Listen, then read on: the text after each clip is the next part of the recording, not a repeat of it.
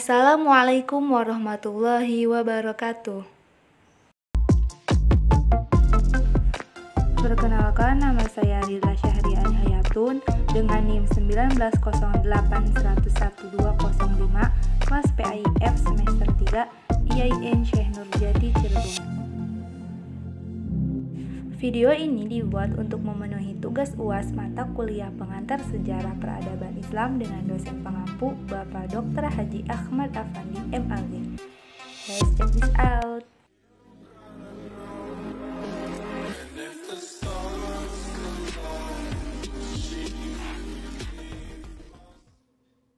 Suku bangsa yang berhubungan dengan Islam, bangsa Kurdi dan bangsa Melayu.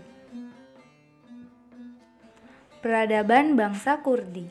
Kurdi adalah suku bangsa Indo-Eropa di Timur Tengah. Bangsa Kurdi tinggal di daerah yang disebut Kurdistan. Wilayah Kurdi meliputi bagian yang berdekatan dari Iran, Irak, Suriah, dan Turki. Orang Kurdi adalah orang-orang Iran dan berbicara dalam bahasa Kurdi yang merupakan anggota bahasa Iran cabang dari Indo-Eropa. Orang-orang Kurdi juga merupakan mayoritas di wilayah otonomi Kurdistan Irak dan kelompok minoritas yang signifikan di negara-negara tetangga seperti Turki, Suriah, Iran, di mana gerakan-gerakan nasionalis Kurdi terus memburu otonomi lebih besar. Dengan demikian, bangsa Kurdi yang berjumlah sekitar 30-38 juta jiwa adalah kelompok etnis terbesar yang tak memiliki wilayah negara.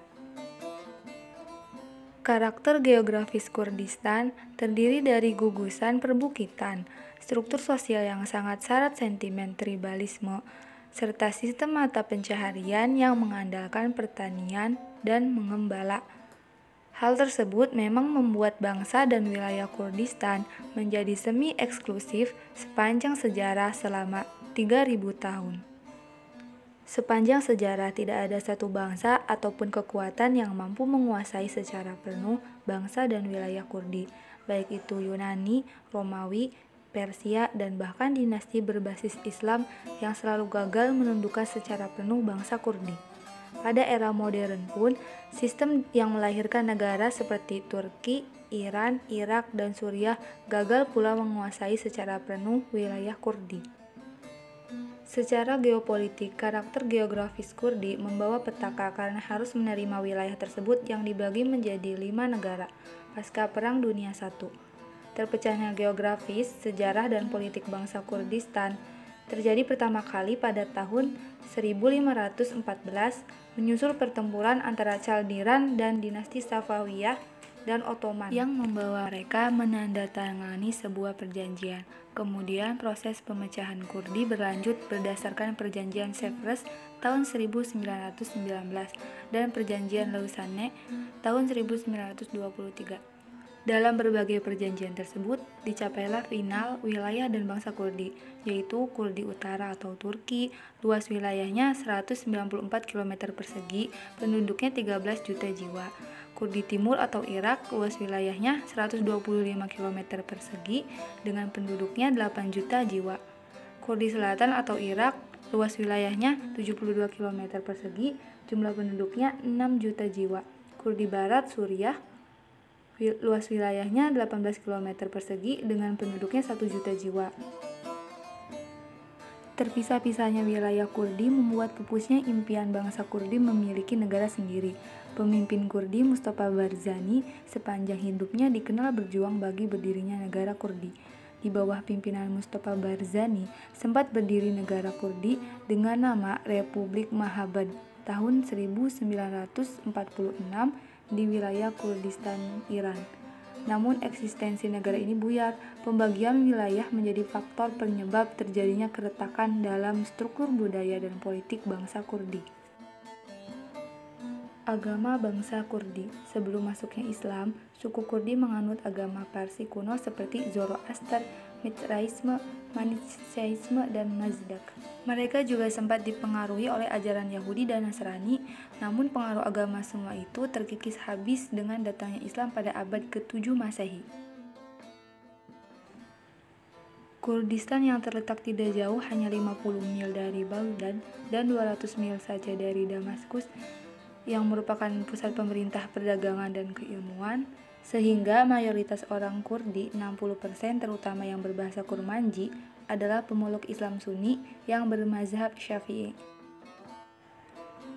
Bahasa bangsa Kurdi. Di zaman pra-Islam, orang Kurdi menggunakan bahasa Pahlavi, bahasa Parsi kuno yang masih serumpun dengan Sanskerta dan bahasa-bahasa Eropa. Setelah kedatangan Islam dan inovasi nomad Turki, orang Kurdi mulai menggunakan dialek suku Kurmanj, suatu kabilah dari dataran tinggi Hakkari. Tradisi keilmuan bangsa Kurdi.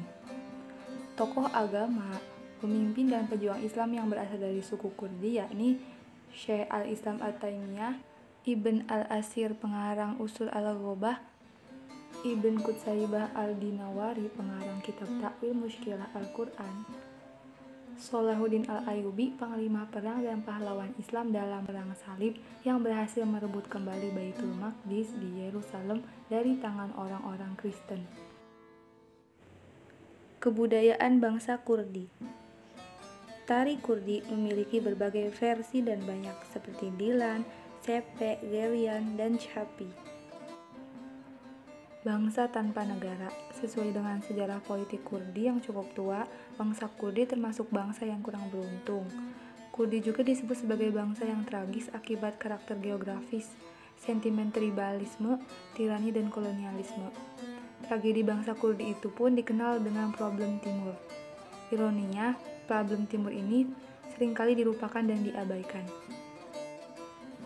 Memperjuangkan kemerdekaan.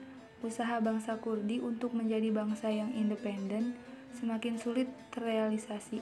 Setiap aktivitas untuk memerdekakan diri selalu berakhir dengan penumpasan dan penindasan. Jalan menuju kemerdekaan bagi Kurdistan seakan menunggu kehancuran 3 negara yang menguasainya. Kemerdekaan Kurdi pernah dijanjikan oleh Presiden Amerika Serikat melalui perjanjian Sèvres antara Kesultanan Utsmaniyah dan Sekutu Amerika Serikat untuk membagi wilayah bekas kekuasaan Turki Utsmani.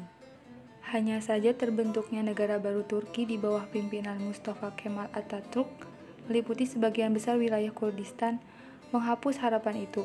Sejak itu, konflik antara suku Kurdi dan Turki terus berkembang. Pasca kemerdekaan Irak tahun 1932, bangsa Kurdi semakin terisolasi dan terpecah-pecah. Mereka mendiami daerah-daerah perbatasan dan selalu menjadi korban pertikaian antara Irak, Iran, Turki. Karena frustasi dengan semua itu, akhirnya muncullah kelompok-kelompok militan Kurdi yang kerap kali melancarkan aksi-aksi terorisme. Peradaban bangsa Melayu. Suku bangsa Melayu merupakan kelompok etnis Austronesia. Nama Malayu berasal dari kerajaan Malayu yang ada di kawasan Sungai Batanghari, Jambi. Istilah Melayu dikenal sekitar tahun 644 Masehi melalui tulisan Cina yang menyebutkan dengan kata Moloyo. Dalam tulisan itu disebutkan bahwa Moloyo mengirimkan utusan ke Cina. Nenek moyang Melayu beragam, baik dari suku Dravida di India, Mongolia, atau campuran Dravida dengan Arya yang kemudian dikawinkan dengan ras Mongolia. Kedatangan mereka juga bergelombang ke Nusantara ini. Yang pertama, Proto-Melayu atau Melayu Tua. Proto-Melayu atau Melayu Tua merupakan gelombang perantau pertama yang datang ke Kepulauan Melayu. Leluhur Melayu tua diperkirakan tiba sekitar 3000 sampai 2500 sebelum Masehi. Yang termasuk ke dalam golongan Melayu tua yaitu orang tulang mamak, orang Sakai, dan orang suku laut. Yang kedua, Detro Melayu atau Melayu Muda. Melayu Muda disebut juga Detro Melayu merupakan gelombang perantau kedua. Kedatangan nenek moyang mereka tiba sekitar 300 sampai 250 tahun sebelum Masehi. Melayu tua dan Melayu muda sama-sama memegang kepercayaan nenek moyang yang disebut animisme dan dinamisme. Setelah datangnya Islam, terutama di daerah pesisir pantai serta daerah aliran sungai-sungai besar di Riau, ternyata Melayu muda lebih suka memeluk agama baru yang tradisional. Adat istiadat. Banyak sekali adat istiadat dari bangsa Melayu. Salah satunya yaitu acara adat kematian berupa kenduri arwah, memperingati setiap 7 hari, 40 hari, dan 100 hari. Bahasa Melayu. Pengaruh Islam terhadap bahasa melalui bahasa Arab. Pengaruh itu berlaku 3 aspek, yaitu abjad tulisan, tata bahasa, dan pembendaharaan kata. Setelah kedatangan Islam, masih ada pengaruh India dalam bahasa Melayu melalui bahasa Sanskerta. Namun persaingannya akhirnya bahasa Melayu menjadi bahasa ilmu dan sebagai pengantar di Nusantara. Sejarah Melayu dimulai dengan tulisan Jawi atau Arab Melayu atau abjad Jawi yang seiring dengan kelahiran kerajaan-kerajaan Melayu Islam di Nusantara. Tokoh pemikir Islam dari bangsa Melayu. Gelombang pertama yaitu Abdul Jamal, pengikut Hamzah yang syair-syairnya banyak cenderung kepada tasawuf. Yang kedua Bukhari al-Jauhari, penulis kitab Tajus Salatin atau Mahkota Raja-Raja. Yang ketiga Hamzah Fansuri, beliau seorang sufi terkemuka, ahli agama, sastrawan besar, dan pengembara di Aceh. Gelombang kedua. Yang pertama, Nuruddin al-Raniri, selain menghasilkan banyak karya dalam bidang tasawuf, ia juga menulis kitab As-Siratul Mustaqim yang merupakan kitab fikih ibadah pertama dalam bahasa Melayu. Yang kedua, Abdul Rauf Singker, menulis kitab Mir'atul Tulab, merupakan kitab fikih muamalah pertama dalam bahasa Melayu, kitab tafsir 30 juz pertama dalam bahasa Melayu, dan lain-lain. Sekian dan terima kasih. Wassalamualaikum warahmatullahi wabarakatuh. Your friends all say you're fine,